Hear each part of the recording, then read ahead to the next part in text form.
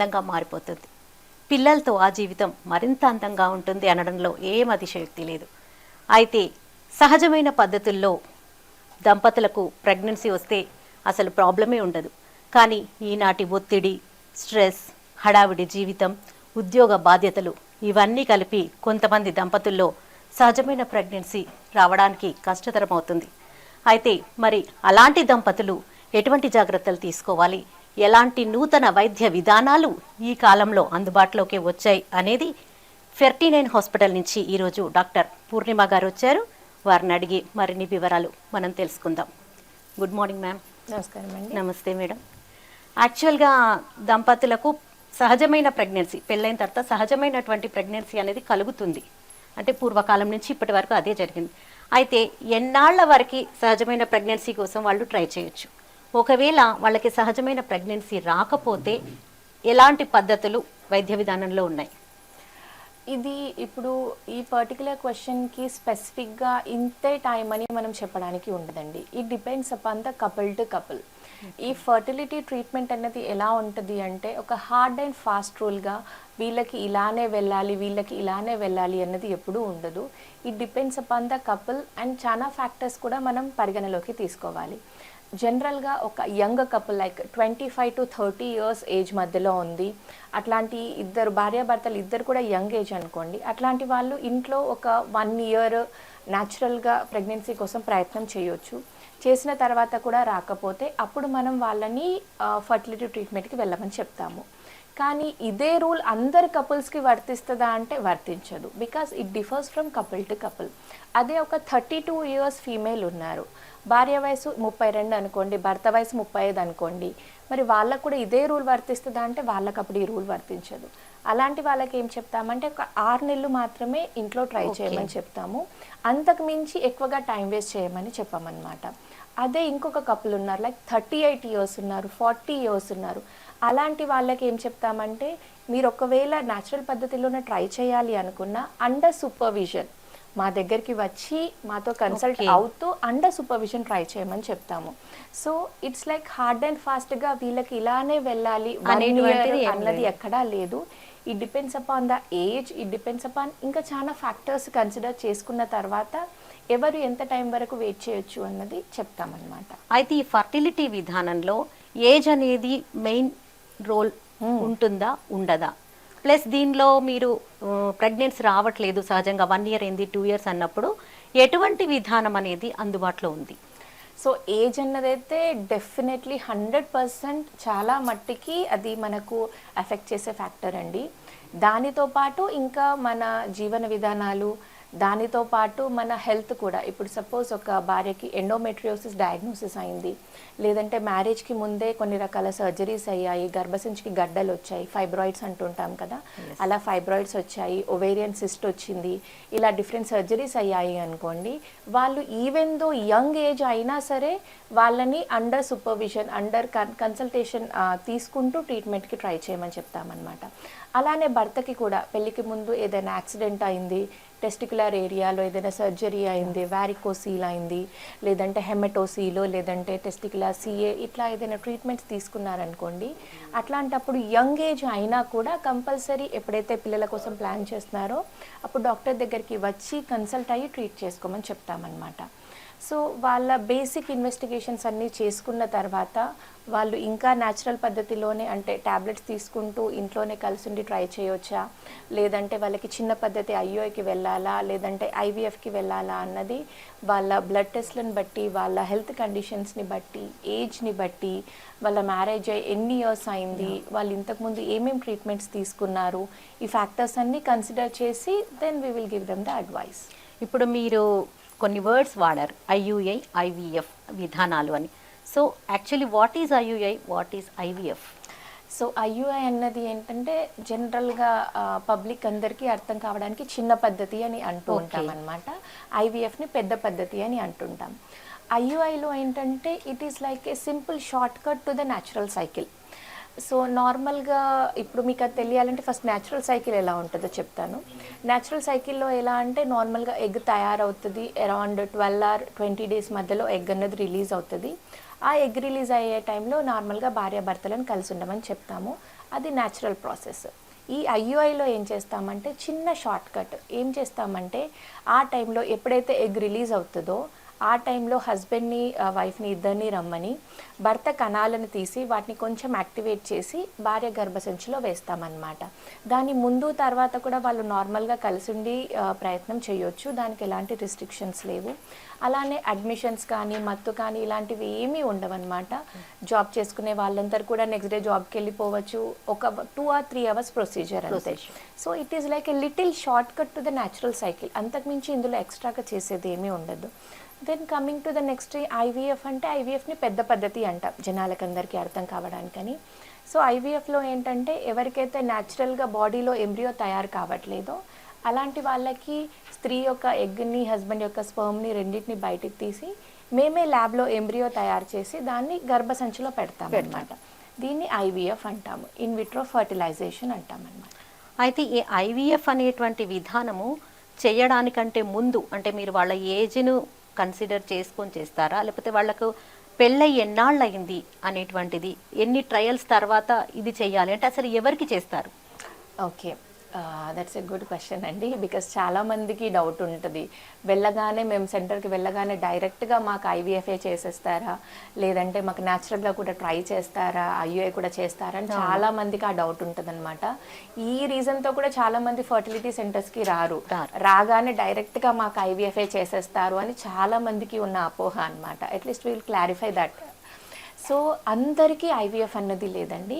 So IVF ఎవరికి చేస్తాము అంటే ఇప్పుడు భార్య పరంగా చూసుకుంటే ఎవరికైతే ట్యూబ్స్ బ్లాక్ ఉన్నాయి, 2 sides ట్యూబ్స్ కూడా బ్లాక్ ఉన్నాయి, ఎవరికైతే ఎగ్స్ బాగా తగ్గిపోయాయి, లేదంటే అంతకుముందు రిపీటెడ్గా ఒవేరియన్ సిస్ట్లు వచ్చి సర్జరీస్ అయ్యాయి, ఎండోమెట్రియోసిస్ ఉంది, ఎండోమెట్రియాటిక్ సిస్ట్లు ఫామ్ అయిపోయాయి, వాటితో ఎగ్ క్వాలిటీ నంబర్ కూడా తగ్గిపోతూ ఉంటుంది.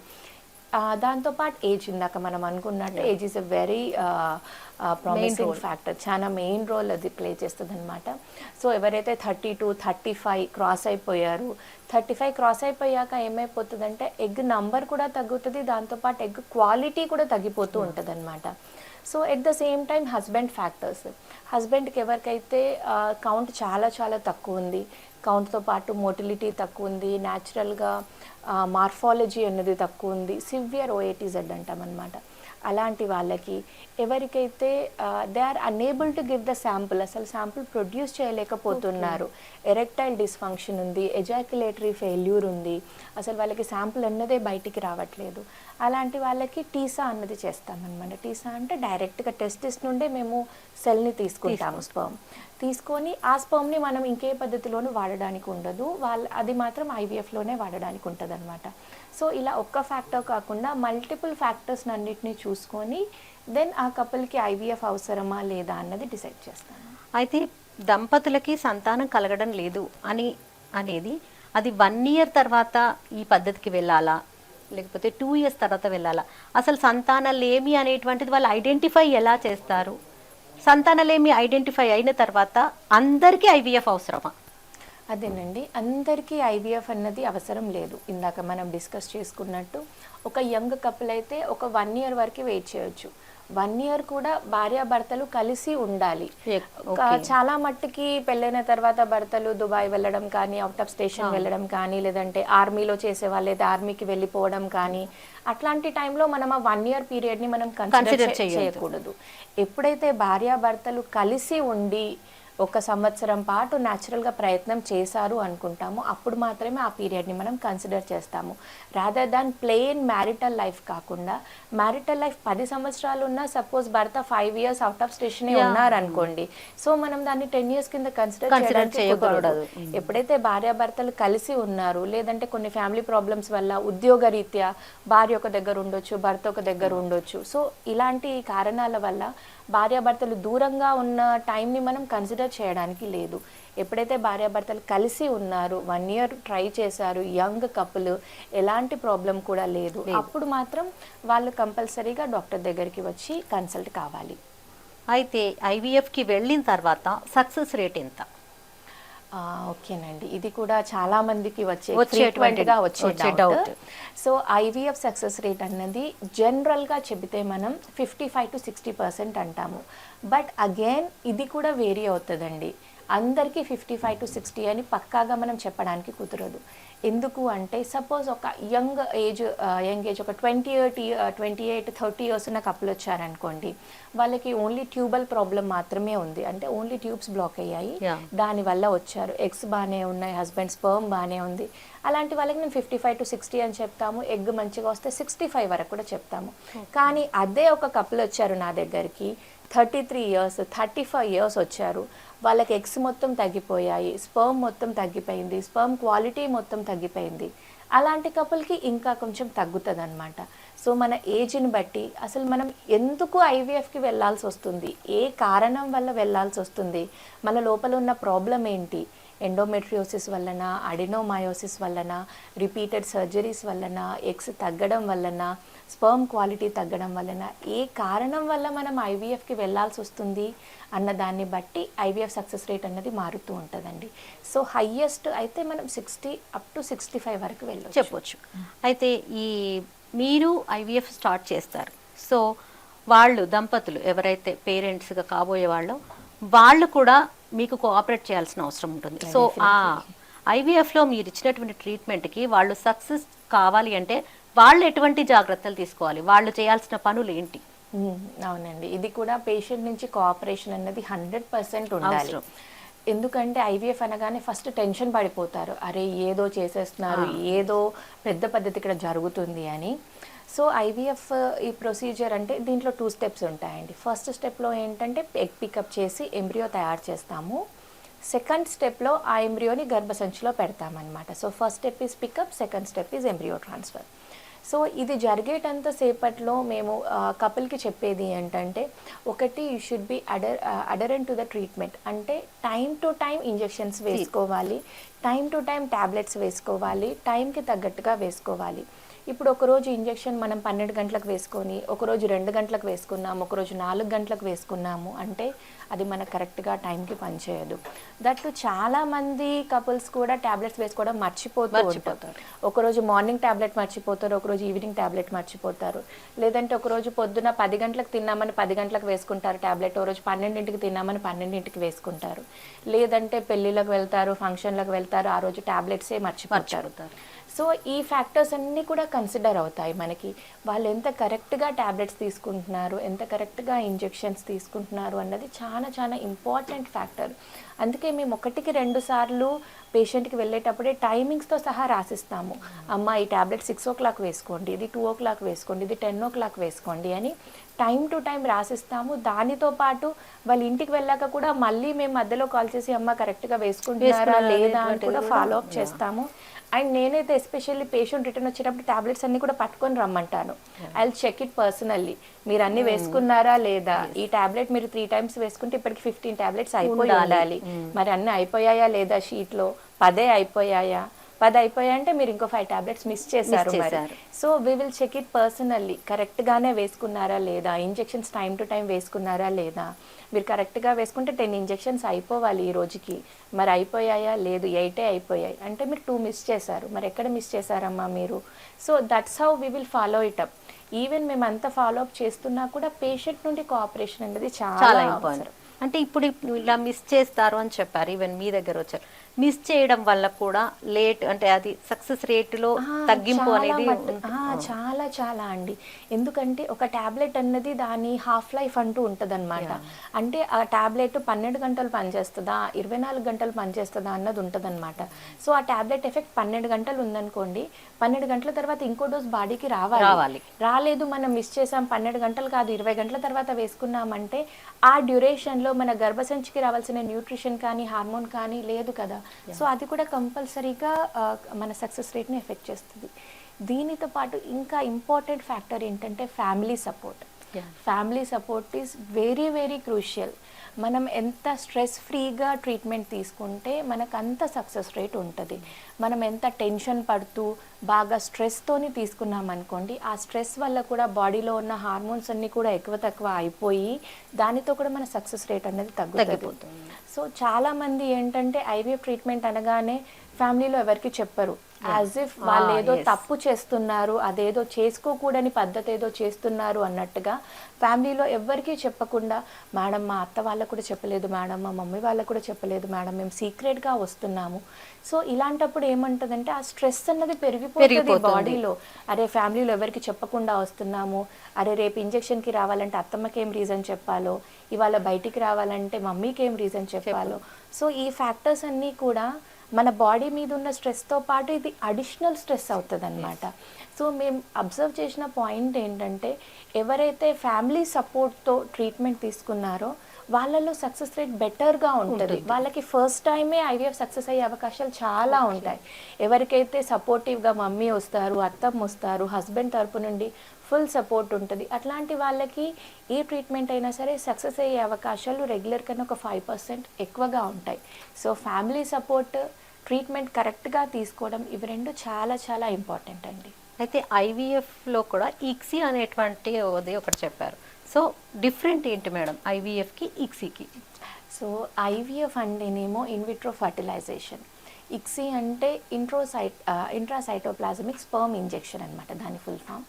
ఇది ఏంటంటే ఐవీఎఫ్లోనే ఎంబ్రియో తయారు చేసే ఒక పద్ధతి అంతే, అంతకుమించి ఇదేమీ కొత్తగా కాదు. అది మనం ఇక్సీ అన్నది ఎవరికి చేస్తామంటే ఎవరికైతే నంబర్ ఆఫ్ ఎగ్స్ తక్కువ ఉన్నాయి, ఎవరికైతే నంబర్ ఆఫ్ స్పర్మ్స్ తక్కువ ఉన్నాయి, లేదంటే అడ్వాన్స్డ్ ఏజ్ ఉంది, స్పర్మ్లో మొటిలిటీ తక్కువ ఉంది, అలాంటప్పుడు ఎంబ్రియాలజిస్ట్ ఉంటారు కదా, వాళ్ళే స్పర్మ్ని సెలెక్ట్ చేస్తారనమాట. ఓకే వీళ్ళకి స్పర్మ్స్ చాలా తక్కువ ఉన్నాయి, అది న్యాచురల్గా సెలెక్ట్ కాలేకపోతుంది, లేదంటే స్పర్మ్ యాక్టివిటీ లేదు, అసలు అన్నీ కూడా పడుకునే ఉన్నాయి. అలాంటప్పుడు ఏం చేస్తారంటే ఎంబ్రియాలజిస్ట్ స్పెషల్గా ఈ స్పర్మ్ బాగుంది అని మాన్యువల్గా సెలెక్ట్ చేసి మనకి ఊసైట్లోకి ఇంజెక్ట్ చేస్తారనమాట. అలా ఇంజెక్ట్ చేసినప్పుడు ఏంటంటే మనకి ఎంబ్రియో తయారయ్యే అవకాశాలు ఎక్కువగా ఉంటాయి. అలానే ఎవరికైతే ఫస్ట్ టైం ఓన్లీ ఐవీఎఫ్తో ఫెయిల్ అయింది అనుకోండి, అలాంటి వాళ్ళకి కూడా నెక్స్ట్ టైం ఇక్సీకి వెళ్తూ ఉంటాము. సో ఇట్లా ఎవరికైతే నెంబర్ ఆఫ్ ఎగ్స్ తక్కువ ఉన్నాయి, స్పర్మ్స్ తక్కువ ఉన్నాయి, లేదంటే అంతకుముందు ఐవీఎఫ్ ఫెయిల్ అయింది, ఇలాంటి వాళ్ళకందరికీ కూడా నెక్స్ట్ సెషన్లో ఐవీఎఫ్ విత్ ఇక్సీ చేస్తామన్నమాట. సో సంతానలేమితో బాధపడేటువంటి దంపతుల్లో మరిన్ని వివరాలు తెలుసుకోవడానికంటే ముందు ఒక చిన్న బ్రేక్ తీసుకుందాం. Let's take a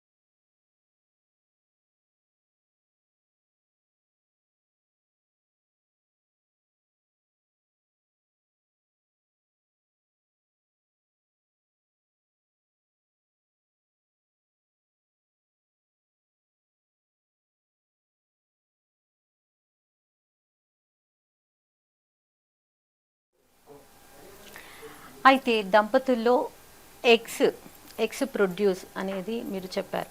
so eggs produce అవ్వడం అనేది ఒక మహిళకు తక్కువగా ఉన్నప్పుడు ఐవీఎఫ్కి వెళ్తామా?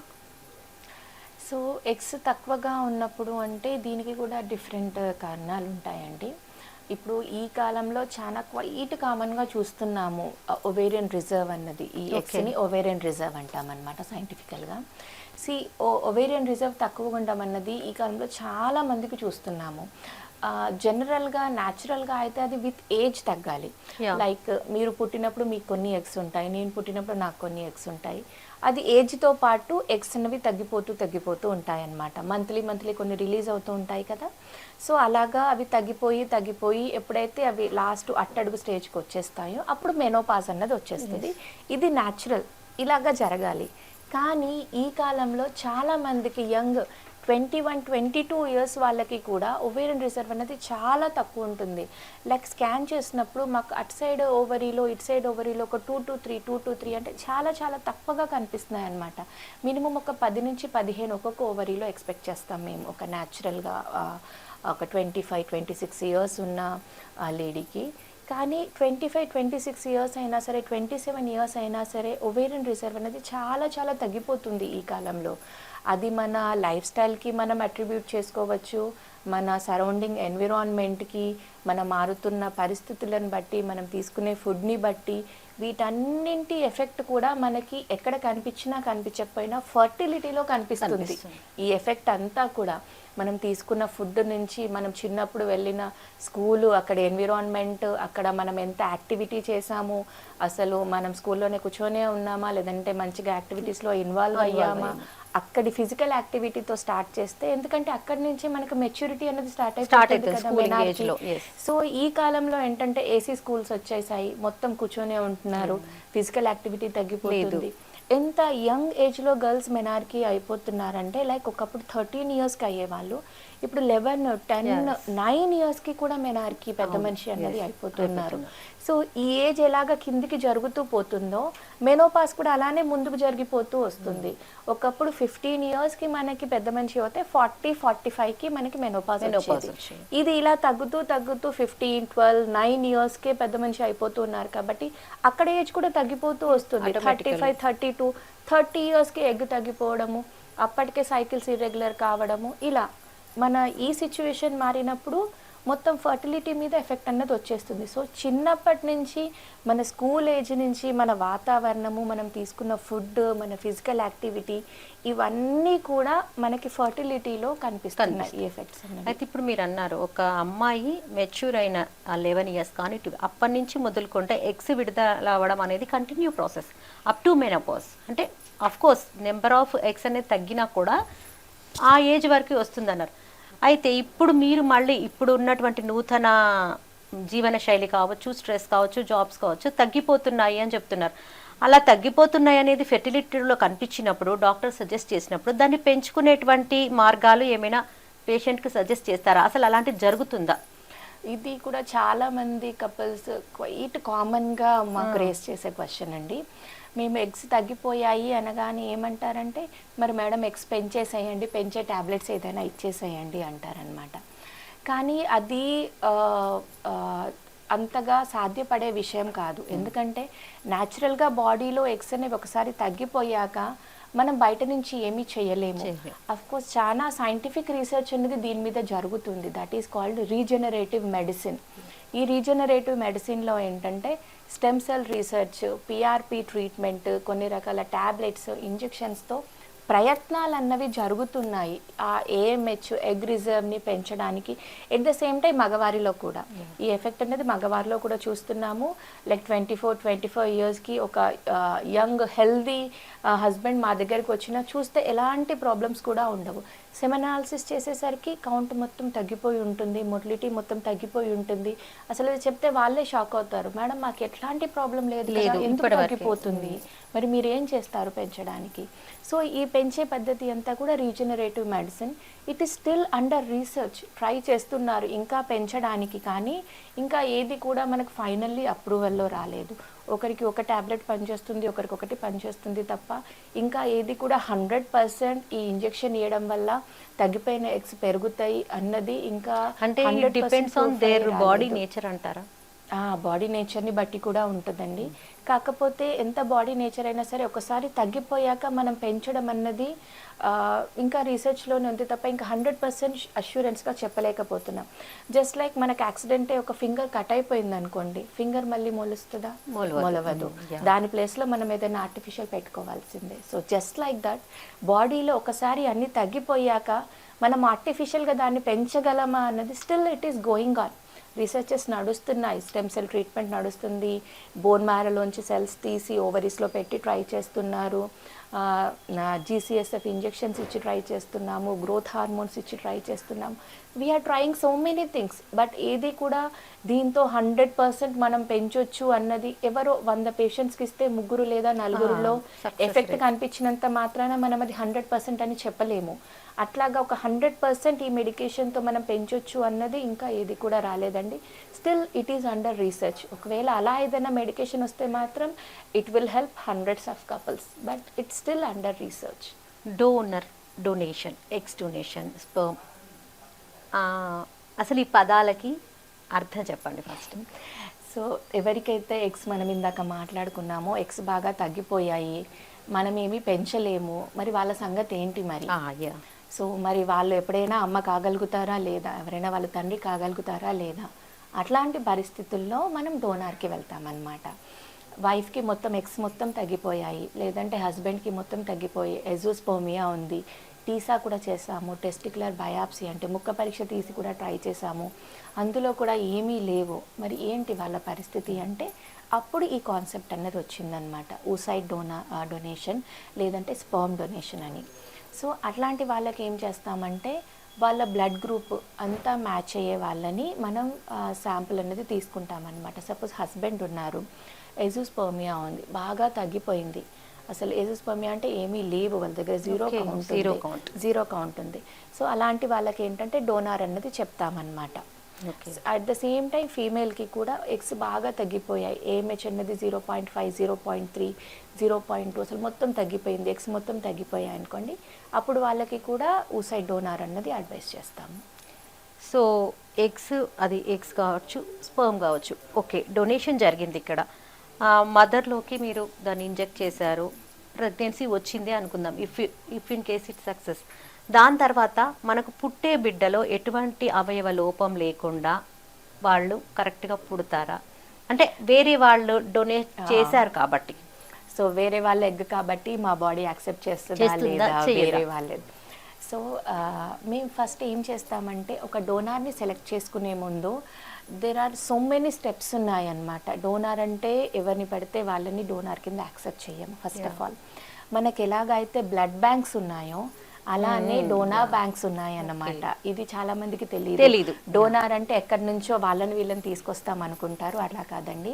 మనకి ఎలాగ బ్లడ్ అన్నది బ్లడ్ బ్యాంక్ నుంచే రావాలో అలానే ఎగ్స్ కానీ స్పర్మ్ అయితే స్పర్మ్ బ్యాంక్ నుంచి, ఊసైట్ అయితే oocyte donor banks, ART banks అంటాం అన్నమాట. ఈ ART బ్యాంక్స్ నుంచి వస్తుంది. ఎలా అయితే మనకి బ్లడ్ తగ్గిపోతే మేము ఒక ఫామ్ రాసిస్తాము, ఈ సో పర్సన్కి బ్లడ్ తగ్గిందండి, ఈ బ్లడ్ గ్రూపు, ఈ ఫ్యాక్టర్స్ ఉన్న బ్లడ్ను మాకు ఇవ్వండి అంటే వాళ్ళ బ్లడ్ని అక్కడ మ్యాచింగ్ చేసుకొని అది ఏదైతే ఈ పర్సన్కి కంపాటబుల్ ఉందో ఆ బ్లడ్ ఇస్తారు. The same thing goes with the oocyte donor and the sperm donor. మేము మా దగ్గర నుంచి రిక్వజిషన్ ఇస్తామన్నమాట. ఈ సపోజ్ ఈ కపుల్కి ఈ బ్లడ్ గ్రూపు, ఈ హైట్, ఈ కలరు, ఈ హెయిర్ కలరు ఇవన్నీ ఉన్నాయండి, సో ఇవన్నీ మ్యాచ్ అయ్యే డోనార్ని మాకు ఇవ్వండి అని చెప్పి మా దగ్గర నుంచి we will give a request form to the bank, ఊసైడ్ డోనార్ బ్యాంక్కి ఇస్తామన్నమాట. సో వాళ్ళు అవన్నీ చూసుకొని చెక్ చేసుకొని మనం ఎవరైతే రిసిపియంట్ ఎవరైతే ఎగ్స్ తీసుకుంటున్నారో వాళ్ళకి అన్నీ మ్యాచ్ అయ్యేలాగా మ్యాక్సిమం ఫస్ట్ అయితే బ్లడ్ గ్రూప్ మ్యాచ్ చేస్తారండి. బ్లడ్ గ్రూప్, దాని తర్వాత height, hair colour, skin colour ఇవన్నీ కూడా సెకండరీ, బట్ అవి కూడా మ్యాచ్ చేయడానికి ట్రై చేస్తారు. అలా మ్యాక్సిమం మ్యాచ్ అయ్యే కపుల్ని, ఆ లేడీని మనకి ఊసైడ్ డోనార్గా వాళ్ళు ఇస్తారనమాట. The same thing goes with the sperm కూడా. స్పర్మ్లో కూడా మా దగ్గర నుంచి రిక్వెస్ట్ ఫామ్ వెళ్తుంది అనమాట స్పర్మ్ బ్యాంక్కి. మా సో అండ్ సో పర్సన్కి ఈ పేషెంట్కి ఇలా ఉందండి, వాళ్ళు డోనార్కి వెళ్దాం అనుకుంటున్నారు, వాళ్ళ బ్లడ్ గ్రూప్ ఇది, వాళ్ళ హెయిర్ కలర్ ఇది, వాళ్ళ స్కిన్ కలర్ ఇది, వాళ్ళ హైట్ ఇంత, సో ఇలా మ్యాచ్ అయ్యే డోనార్ నుంచి మాకు శాంపుల్ ఇవ్వండి అని మా దగ్గర నుంచి మేము రిక్వెస్ట్ పెడతాము. వాటికి మ్యాచ్ అయ్యేలాగా బ్యాంక్ నుంచి మాకు శాంపుల్ వస్తుంది. సో వాళ్ళు కూడా డోనార్ని రిక్రూట్ చేసుకునే ముందు కంపల్సరీగా వాళ్ళ బ్లడ్ గ్రూప్స్ చెక్ చేసుకుంటారు, ఏమైనా ఇన్ఫెక్షన్స్ ఏమైనా ఉన్నాయా వాళ్ళకి అన్నది కంపల్సరీగా చెక్ చేసుకుంటారు. వాళ్ళకి బీపీ, షుగర్, థైరాయిడ్ ఏమైనా ప్రాబ్లమ్స్ ఉన్నాయా, లేదంటే హెచ్ఐవి, హెచ్బిఎస్ఏజీ, వీడిఆర్ఎల్ ఇట్లాంటి స్క్రీనింగ్స్ అన్నీ కూడా చెక్ చేసుకుంటారు. అవన్నీ చెక్ చేసుకొని అవన్నీ ఏమీ లేదు క్లియర్ అనుకున్న డోనార్ని మాత్రమే ఆ బ్యాంక్ వాళ్ళు యాక్సెప్ట్ చేస్తారు. And one more specific criteria ఏంటంటే ఆ డోనార్కి ఆల్రెడీ పిల్లలు ఉండి ఉండాలి. అంటే వాళ్ళ ఎగ్స్తో అంతకుముందు పిల్లలు పుట్టి హెల్దీ పిల్లలు, లైవ్ బేబీస్, మినిమం ఆ లైవ్ బేబీ ఒక 1 year అయినా సరే బతికి సర్వైవ్ అయి ఉండాలి. ఇది ఇంపార్టెంట్ ఫ్యాక్టర్ అనమాట. సో ఆ మదర్కి ఒక బేబీ ఉంది, మినిమం 1 year ఆ బేబీ సర్వైవ్ అయింది, ఆ బేబీలో ఎలాంటి అబ్నార్మాలిటీస్ లేవు అని కన్ఫర్మ్ చేసుకున్నాక మాత్రమే, ఈ విషయం తెలియదు, అలా కన్ఫర్మ్ చేసుకున్నాక మాత్రమే ఆ ఊసైట్ని మేము యాక్సెప్ట్ చేస్తాము. ఎందుకంటే ఆ ఊసైట్ అంతా బాగుంది, ఒక బేబీ వచ్చింది అంటేనే తన ఊసైట్స్ మంచిగా ఉన్నాయని అర్థం కదా. సో ఈ ఫ్యాక్టర్స్ అన్నీ మేము రూల్ అవుట్ చేసుకున్నాక ఈ క్రైటీరియాలో ఎవరైతే ఫిట్ అవుతారో వాళ్ళని మాత్రమే మేము డోనార్గా యాక్సెప్ట్ చేస్తాము. అయితే ఒక కపుల్ వచ్చినప్పుడు కౌంట్ తక్కువగా ఉంది, సహజమైన పద్ధతుల్లో రావట్లేదు అన్నప్పుడు వాళ్ళ ఎగ్స్ వాళ్ళ స్పర్మ్స్తోనే మీరు ఐవీఎఫ్, ఐయుఐ అక్కడ దాకా తీసుకెళ్తారు. అయితే ఇలా కాకుండా డోనర్ నుంచి తీసుకున్నటువంటి వాటికి తన సొంత ఎగ్స్ స్పర్మ్కి తేడా ఉంటుందా సక్సెస్ రేట్లో? సక్సెస్ రేట్లో కొంతవరకు అయితే తేడా ఉంటుందండి. ఎందుకంటే ఇందాక నేను ఆల్రెడీ చెప్పినట్టు ఆ డోనార్ నుంచి తీసుకుంటున్నాము అంటే ఆ డోనార్కి ఆల్రెడీ పిల్లలు ఉన్నారు అంటే అది that is a good quality oocyte. ఆ స్పర్మ్ డోనార్కి ఆల్రెడీ ఉన్నారు అంటే that is a good quality sperm అన్నమాట. సో మనం ఎప్పుడైతే డోనార్ నుంచి తీసుకుంటున్నామో కంపల్సరీగా మన సెల్ఫ్ దానికన్నా కూడా ఒక 5% సక్సెస్ రేట్ అనేది డోనార్లో ఎక్కువ ఉంటుందండి. ఎందుకంటే డోనార్లో మనం అన్ని గుడ్ క్వాలిటీ చూసుకొని అది గుడ్ క్వాలిటీ అని మనం కన్ఫర్మ్ చేసుకొని తీసుకుంటున్నాం కాబట్టి డోనార్తో పోయిన వాళ్ళకి, ఇప్పుడు డోనార్ ఊసైట్, డోనార్ స్పర్మ్తో వెళ్ళిన వాళ్ళకి సక్సెస్ రేట్ రెగ్యులర్ దానికన్నా ఒక 5% అన్నది ఎక్కువ ఉంటుంది. సో ఇప్పుడు ఈ ఎగ్స్ తక్కువగా ఉంటే సహజంగా ప్రెగ్నెన్సీ అనేది అసలు రాదంటారా? అది కూడా మంచి క్వశ్చన్ అండి. So pregnancy it self is a miracle. అది ఎప్పుడైనా సరే, అది న్యాచురల్ ప్రెగ్నెన్సీ కానివ్వండి, ఐయుఐ కానివ్వండి, ఐవీఎఫ్ కానివ్వండి, pregnancy it self is a miracle. లోపల అంత చిన్న ఊసైట్ వెళ్ళి ఎంబ్రియోగా తయారై అంత పెద్ద బేబీగా బయట రావడం అన్నది అది నేచర్ మనకిచ్చిన gift. So pregnancy it self is a miracle. So ఎప్పుడైనా సరే ఏ కపుల్కైనా అమ్మ మీకు పిల్లలు పుట్టరు, అమ్మ మీకు కారు అన్నది ఎవరికి కూడా చెప్పలేము. ఎంత ఎగ్స్ తక్కువ ఉన్నాయి అంటే ప్రెగ్నెన్సీ ఛాన్సెస్ తక్కువ ఉన్నాయి అని అర్థం. అంతే. మనకు మ్యారేజ్ 10 years అయింది, మనకి ఎగ్స్ తక్కువ ఉన్నాయి అంటే మీరు ఇంకా న్యాచురల్గా ట్రై చేస్తే మరి ఇంకో 5 yearsకి పుడతారో ఇంకో 10 yearsకి పుడతారో తెలీదు. 5-10 years అంటే మీ ఏజ్ 40 దాటిపోతుంది. ఆ 40 దాటిపోయిన తర్వాత వచ్చే ఎగ్ కూడా జెనెటికల్ అబ్నార్మాలిటీస్ హై ఉంటాయి. ప్లస్ మన 35 years తర్వాత ప్రెగ్నెన్సీస్లో బీపీ, షుగర్స్ వచ్చే అవకాశాలు కూడా ఎక్కువ ఉంటాయి. సో ఈ అన్ని ఫ్యాక్టర్స్ని దృష్టిలో పెట్టుకొని మనం డోనార్కి వెళ్తే మంచిది అని చెప్తాము.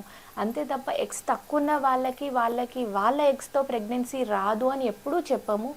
ఎంత టైం పడుతుంది అన్నది తెలీదు, ఎంత సక్సెస్ అవుతుంది అన్నది తెలీదు. ఇప్పుడు మా దగ్గర చాలామంది కపుల్స్ ఉన్నారు, నేను అమ్మ మీరు డోనార్కి వెళ్ళాలి అని చెప్తే లేదు మేడం నేను నా సెల్ఫ్ ఎగ్తోనే ట్రై చేస్తాను, అది ఒక్క ఎగ్ రానివ్వండి 2 eggs రానివ్వండి ఎన్ని ట్రయల్స్ అయినా మీరు వెయ్యండి, నేను నా ఎగ్తోనే ట్రై చేస్తాను అన్న కపుల్స్ ఉన్నారు. అట్లాంటి వాళ్ళకి సరేనమ్మా మీరు ట్రై చేస్తా అంటే we will also support you, మేము కూడా మీతో పాటు ట్రై చేస్తాము. బట్ ట్రై చేసే ముందే వాళ్ళకి చెప్తాము, అమ్మ మీకు ఇంత తక్కువ ఉన్నాయి కాబట్టి మీ సక్సెస్ రేట్ చాలా తక్కువ ఉంటుంది, మీరు ఎన్ని ట్రయల్స్ వేయాల్సి వస్తుంది అన్నది నేను చెప్పలేను. ఎన్ని ట్రయల్స్లో ఒక సక్సెస్ఫుల్ బ్లాస్టోసిస్ట్ వస్తుంది, ఎన్ని ట్రయల్స్ తర్వాత మీరు సక్సెస్ అవుతారు నేను చెప్పలేను. మీరు సెల్ఫ్ ట్రయల్ వేయాలి అంటే అందరు పడేదానికన్నా కొంచెం ఎక్కువ కష్టపడాల్సి వస్తుంది. సో ఇలా ముందే వాళ్ళకి చెప్పి వాళ్ళని మెంటల్గా ప్రిపేర్ చేస్తామన్నమాట. దీన్ని ఏమంటామంటే ఎంబ్రియో పూలింగ్ అంటాము. ఓకే. ఎవరికైతే ఎగ్స్ తక్కువ ఉంటాయో వాళ్ళ దాంతోనే వెళ్ళాలి అనుకున్నప్పుడు ఒక సైకిల్లో ఒక ఎగ్ వచ్చింది అనుకోండి, దాన్ని దాచిపెడతాము. ఇంకో సైకిల్ చేస్తాము, అందులోనే ఒకటే వచ్చింది, దాన్ని కూడా దాచిపెడతాము. ఇలా జమ చేస్తామన్నమాట. వాళ్ళకి పూలింగ్ అంటామన్నమాట. ఎవరికైతే బాగా తక్కువ ఉన్నాయి, డోనార్కి వెళ్ళడం అస్సలే ఇష్టం లేదు, తక్కువ ఉన్న సెల్ఫ్తోనే వెళ్ళాలి అనుకుంటే వాళ్ళకి పూలింగ్ జమ ఇదే చేస్తూ సిస్టమ్ స్పర్మ్స్ లో కూడా ఉంటుందా? ఎస్, ఇదే సిస్టమ్ స్పర్మ్స్లో కూడా ఉంది. సెమెన్ పూలింగ్ అంటామన్నమాట. ఓకే. వాళ్ళకి కూడా సెమెన్ పూలింగ్ చేసుకుంటాము. సెమెన్ పూలింగ్ చేసుకొని మనకు శాంపుల్ అవసరమైనప్పుడు ఈ 2-3 శాంపిల్స్ని తీసుకొని అందులోంచి బెస్ట్గా తీసుకుంటాం అన్నమాట. సో ఎవరైతే తక్కువ ఉన్నా మా దానితోనే చేసుకోవాలి అనుకుంటామో వాళ్ళకి అన్నీ చెప్పి, వాళ్ళు అందరికంటే కొంచెం ఎక్కువ కష్టపడాల్సి వస్తుంది. కష్టం వాళ్ళు ఫిజికల్గా కష్టపడతారు, ఎకనామికల్గా కూడా కొంచెం కష్టం పెరిగిపోతుంది. బికాజ్ మల్టిపుల్ ట్రయల్స్ వేయాలి కదా, మల్టిపుల్ ఐవీఎఫ్ సైకిల్స్కి వెళ్ళాలి కదా, సో ఖర్చు కూడా ఎక్కువగానే ఉంటుంది. సో ఇవన్నీ కూడా వాళ్ళకి ముందు చెప్తామన్నమాట. మీరు అందరికన్నా టైం టేకింగ్ ఎక్కువ ఉంటుంది, ఎట్ ద సేమ్ టైం మనకు సక్సెస్ కూడా తక్కువ ఉంటుంది. ఇవన్నీ ఫ్యాక్టర్స్ చెప్పి వాళ్ళు ఓకే అనుకుంటే we will go with self trial also. అయితే వేరే వాళ్ళ డొనేషన్ వలన ఆ త్రూఅవుట్ ద పీరియడ్, ప్రెగ్నెన్సీ పీరియడ్లో మదర్కి ఏమైనా హెల్త్ ప్రాబ్లమ్స్ వస్తాయా? లేదండి, మనం బయట ఎగ్ పెట్టినా ఏది పెట్టినా ఇట్ ఈజ్ ఎంబ్రియోనే కదా. Okay. ఏ ఎగ్ అయినా సరే ఏదైనా సరే ఎంబ్రియోనే కాబట్టి డోనార్ ఊసైడ్తో తీసుకున్న ప్రెగ్నెన్సీ అయినా సరే, డోనార్ స్పర్మ్తో తీసుకున్న ప్రెగ్నెన్సీ అయినా ఇట్ ఈస్ ఈక్వల్ టు మన రెగ్యులర్ ప్రెగ్నెన్సీ లానే ఉంటుందండి. అట్లా ఏముండదు. మనం బయట ఇది తీసుకున్నంత మాత్రాన బాడీ రిజెక్ట్ చేస్తుంది అని చెప్పి, లేదంటే మోర్ ఛాన్సెస్ ఆఫ్ అబ్నార్మాలిటీస్ కానీ అబార్షన్స్ కానీ అలా ఏం ఉండవండి. It is equal to natural pregnancy.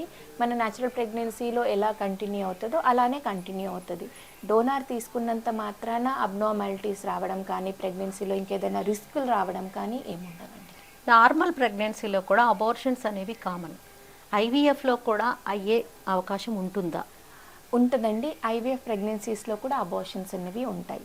ఎందుకంటే ఒకసారి ప్రెగ్నెన్సీ వచ్చాక ఆ ప్రెగ్నెన్సీకి అది ఐయుఐ ప్రెగ్నెన్సీయా ఐవీఎఫ్ ప్రెగ్నెన్సీయా అన్నది బాడీకి తెలియదు. యూటిరస్కైనా సరే, ఆ ఎంబ్రియోకైనా సరే, ఆ ఎంబ్రియో ఎలా తయారైంది అన్నది ఆ ఎంబ్రియోకి తెలియదు, ఆ యూటిరస్కి తెలియదు. Pregnancy is a pregnancy. అది ఐయుఐ ప్రెగ్నెన్సీ కానివ్వండి, ఐవీఎఫ్ ప్రెగ్నెన్సీ కానివ్వండి, ఐవీఎఫ్లో సెల్ఫ్ ఎగ్తో వచ్చిందా, డోనార్తో వచ్చిందా, అవన్నీ కూడా గర్భసంచికి తెలియవు. గర్భసంచిలో ఎంబ్రియో పెట్టాము, అది ఎంతవరకు కంటిన్యూ చేయగలుగుతుందో అంతవరకు కంటిన్యూ చేయగలుగుతుంది. అది కంటిన్యూ చేయలేని పక్షంలో, లేదంటే ఆ ఎంబ్రియోలో ఏదైనా ప్రాబ్లం ఉన్న పక్షంలో అబార్షన్ అవుతుంది. So pregnancy is a pregnancy. అది ఐయుఐ, ఐవీఎఫ్, సెల్ఫ్, డోనర్ అవన్నీ కూడా తేడాలు ఉండవు. Pregnancy is a pregnancy, baby is a baby, అంతే. మనం ఏ ప్రొసీజర్లో ప్రెగ్నెన్సీ వచ్చింది అన్న దాన్ని బట్టి ప్రెగ్నెన్సీ అవుట్కమ్ అన్నది ఎప్పుడు మారదండి. అయితే ఒక లాస్ట్ క్వశ్చన్ మ్యామ్, యాక్చువల్గా ఇప్పుడు మీరు చెప్పారు చిన్నప్పటి నుంచి పెరిగిన వాతావరణము, హెల్త్ ప్రాబ్లమ్స్, ఒత్తిడి, వాళ్ళ యొక్క జీవన శైలి, ఆహారం, సో మెనీ ఫ్యాక్టర్స్. అలాంటి అప్పుడు ఈ ఎగ్స్ తగ్గుతున్నాయి, స్పర్మ్స్ తగ్గుతున్నాయి, that to this generation is facing lot of problems. అసలు ఇలాంటి ప్రాబ్లమ్స్ అనేవి ఎక్కువగా ఎదుర్కోవద్దు ఈ జనరేషన్ అన్నప్పుడు, యాజ్ ఏ డాక్టర్గా మీరు దీన్ని వీలైనంతగా తక్కువ చేయాలి, ఈ ప్రాబ్లమ్స్ని నివారించడానికి మార్గాలు సో ఫర్టిలిటీ మీరు ఇంప్రూవ్ చేయడానికి వాళ్ళు ఏం చేయాలి? లైఫ్ స్టైల్ వాళ్ళ చేసుకోవాలి అని రెస్పాన్సిబిలిటీ చెప్పాలి. సో వాళ్ళ రెస్పాన్సిబిలిటీ అంటే ఏంటంటే, ఫస్ట్ స్టార్ట్ చేసినప్పుడు మన స్కూల్ ఏజ్ నుంచే మన లోపల ఫిజికల్ యాక్టివిటీ అనేది చూసుకోవాలి. ప్లస్ మనకు స్కూల్ అన్నప్పుడు స్కూల్కి మనం దానికి తగ్గ వాతావరణం కరెక్ట్గా ఉందా, వాళ్ళకి ఆడుకునేటంత ప్లేస్ ఉందా. ప్లస్ ఇప్పుడు స్కూల్లో కూడా ఎంత అయిపోతుందంటే, స్కూల్లో అంత హోంవర్క్ చేసి వచ్చాక ఇంటికి వచ్చాక కూడా వాళ్ళకి ఆడుకునేటంత టైం లేనంత బర్డెను, అంత వర్క్ ఉండిపోతుంది. సో మార్నింగ్ నుంచి ఈవినింగ్ వరకు అదే పట్టుకుంటున్నామా, అదే రాస్తున్నామా, అదే పోతుంది తప్ప దానికి మించి మన లోపల ఫిజికల్ యాక్టివిటీ అన్నది తగ్గిపోతుంది. ప్లస్ ఈ స్ట్రెస్ అన్నది పెరిగిపోతుంది. ఈ ఎగ్జామ్ స్ట్రెస్ అన్నది కానీ, ఈ ఎగ్జామ్ స్ట్రెస్ ఎక్కువ ఉన్నప్పుడు కూడా మనకు సైకిల్స్ అనేవి ఇర్రెగ్యులర్ అయిపోతూ ఉంటాయి. సో ఈ ఎగ్జామ్ స్ట్రెస్ వల్ల కానీ, మన ఈ స్కూల్ వాతావరణాల వల్ల కానీ అక్కడి నుంచే మనకి ఫర్టిలిటీ రిలేటెడ్ ఇష్యూస్ అన్నవి స్టార్ట్ అయిపోతూ ఉంటాయి. సో యాజ్ ఏ పేరెంట్గా మీరు ఒక స్కూల్ని మనం సెలెక్ట్ చేసుకునేటప్పుడు ఈ ఫ్యాక్టర్స్ అన్నీ కూడా చూసుకోవాలి. వాళ్ళు ఎంత ఫిజికల్ ఎడ్యుకేషన్ అనేది ఇస్తున్నారు, వాళ్ళు హెల్త్ ఎడ్యుకేషన్కి కూడా ఎంత ఇంపార్టెన్స్ ఇస్తున్నారు, అండ్ స్కూల్లో కూడా మనకి బయాలజీలో, సైన్స్లో ప్రతి ఒక్కరికి కూడా ఫర్టిలిటీకి సంబంధించిన నాలెడ్జ్ అనేది ఉండాలి. పెంచాలి. ఇప్పుడు మీకు కానీ నాకు కానీ స్కూల్ వరకు కూడా మనకు ఒక ఎగ్ ఎలా తయారవుతుందో తెలియదు, ఒక ఎంబ్రియో ఎలా తయారవుతుందో తెలియదు, మన బాడీలో రిప్రొడక్టివ్ సిస్టమ్ ఎలా ఉందో కూడా ఫార్మాలిటీగా చెప్పారే తప్ప నోబడీ నోస్ ఎగ్జాక్ట్లీ తెలియదు. అది మన సిస్టంలో కంపల్సరీ చేసుకోవాలి. ప్రతి ఒక్క స్కూల్ గోయింగ్ బేబీకి లైక్ ఒక 5th క్లాస్ తర్వాత నుండి 10th క్లాస్ వరకు వాళ్ళకి రిప్రొడక్టివ్ సిస్టమ్ మీద ఒక క్లియర్ కట్ ఐడియా అన్నది ఉండాలి.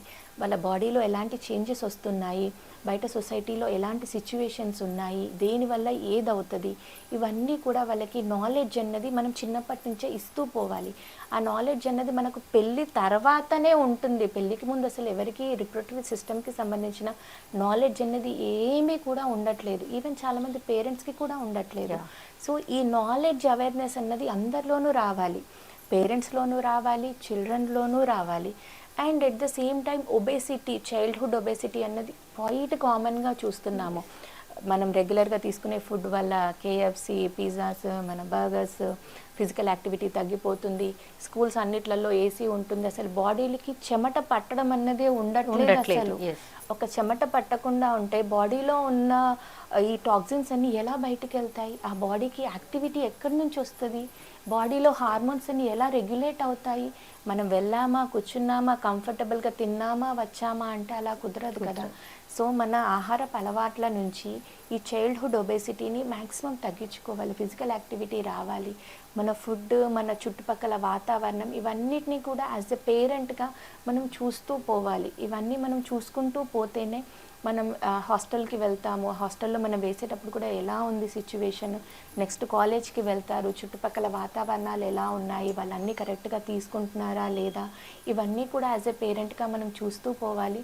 యాజ్ ఎ పేరెంట్గా కాకపోయినా యాజ్ అన్ అడల్ట్గా మనం కూడా మన లైఫ్ స్టైల్ని చూసుకుంటూ పోవాలి. ఇప్పుడు అందరికీ స్క్రీన్ టైం అన్నది కామన్ అయిపోయింది. లైక్ మొబైల్ చూస్తూ చూస్తూ ఎప్పుడో 12ంటికి పడుకోవడం, మార్నింగ్ ఎప్పుడో 8కి 9కి లేవడం. సో అలా జరగడం వల్ల ఏమవుతుందంటే మన బాడీలో నైట్ బాడీకి కావాల్సిన రెస్ట్ అన్నది దొరకట్లేదు. బాడీకి ఒక అలారం అన్నది ఉంటుంది అనమాట, బయాలజికల్ క్లాక్.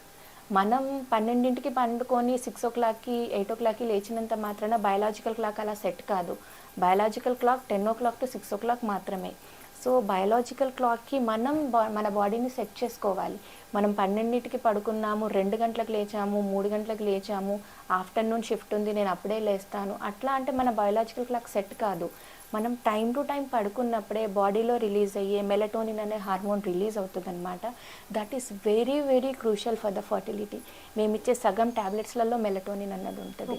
అలానే బాడీలో రిలీజ్ అయ్యే ఆక్సిటోసిన్స్ కానీ, సెరటోనిన్స్ కానీ, రిలాక్సిన్ హార్మోన్స్ అన్నీ కానీ మనం ఎప్పుడైతే కరెక్ట్ టైం బాడీకి రెస్ట్ అన్నది ఇస్తామో అప్పుడు మాత్రమే ఈ హార్మోన్స్ అన్నీ కూడా రిలీజ్ అవుతాయి. కరెక్ట్గా రిలీజ్ అయ్యి మన బాడీని నెక్స్ట్ డేకి సెట్ చేస్తాయి. అవి సెట్ చేయకపోతే మనం ఎంత హడావిడిగా నెక్స్ట్ డే షిఫ్ట్కి రెడీ అవుతామో మన బాడీ కూడా అంతే హడావిడిగా రెడీ అవుతూ పోతుంది. సో ఈ ఫ్యాక్టర్స్ అన్నీ కూడా మెల్లిమెల్లిగా బయటపడతాయి. అందులో ఇది ఫర్టిలిటీని ఎందుకు ఎక్కువగా ఎఫెక్ట్ చేస్తుంది అంటే బాడీలో ovaries and testis are the very sensitive tissues. ఎందుకంటే అక్కడ ఎవ్రీడే ప్రొడక్షన్ అన్నది అవుతూ పోతుంటుంది కాబట్టి these are very sensitive tissues in the body. So మనం మన బాడీకి పెట్టే స్ట్రెస్ ఏదైనా సరే ఫస్ట్ వాటి మీదనే కనిపిస్తుంది. మనం బాగా స్ట్రెస్ తీసుకుంటున్నామంటే సైకిల్స్ ఇర్రెగ్యులర్ అయిపోతాయి, మనకి ఫీవర్ వచ్చింది అంటే స్పర్మ్ కౌంట్ పడిపోతుంది. సో మన బాడీకి ఇచ్చే స్ట్రెస్ అంతా కూడా మిగిలిన ఆర్గాన్ మీద లేట్గా వస్తుంది. లివర్ లేట్గా ఎఫెక్ట్ అవుతుంది, హార్ట్ లేట్గా ఎఫెక్ట్ అవుతుంది. కానీ ఈ ఓవరీస్, టెస్టిస్ ఇవన్నీ కూడా very sensitive organs in the body. Everyday వాటిలో ప్రొడక్షన్ రన్ అవుతూ ఉంటుంది. సో అవి బాగా ఎఫెక్ట్ అయిపోతాయి, మనకి ఇమ్మీడియట్గా ఎఫెక్ట్ అనేది చూపిస్తూ పోతుంది. సో మన లైఫ్ స్టైల్ చేంజెస్, మన ఫుడ్ హ్యాబిట్స్ ఇవన్నీ కూడా మైన్యూట్ ఫ్యాక్టర్సే, కానీ అవన్నీ ఎఫెక్ట్ అనేది ఫర్టిలిటీలో మెయిన్గా చూపించేస్తాయి. సో మన స్క్రీన్ టైం కానీ, మనం పడుకునే టైం కానీ, ఇప్పుడు మేము రెగ్యులర్గా చెప్తాము ఒక 8 hours ఆఫ్ స్లీప్ ఉండాలి మనిషికి అని. కానీ ఆ 8 hours ఆఫ్ స్లీప్ ఎప్పుడు ఉండాలన్నది కూడా ఇంపార్టెంటే. 10 o'clock to 6 o'clock తీసుకున్నప్పుడే బాడీకి రెస్ట్ వస్తుంది. మనం 2ంటికి పడుకొని 10ంటికి లేచాము, 8 hours ఆఫ్ స్లీప్ ఉంది మేడం అంటే అది ఈ కుదరదు. కాలంలో అందరు Body- అట్లాగే కౌంట్ చేస్తున్నారు. 8 అవర్స్ ఆఫ్ స్లీప్ అన్నారు కదా మేడము, 8 అవర్స్ ఆఫ్ స్లీప్ ఉంది కానీ కుదరదు.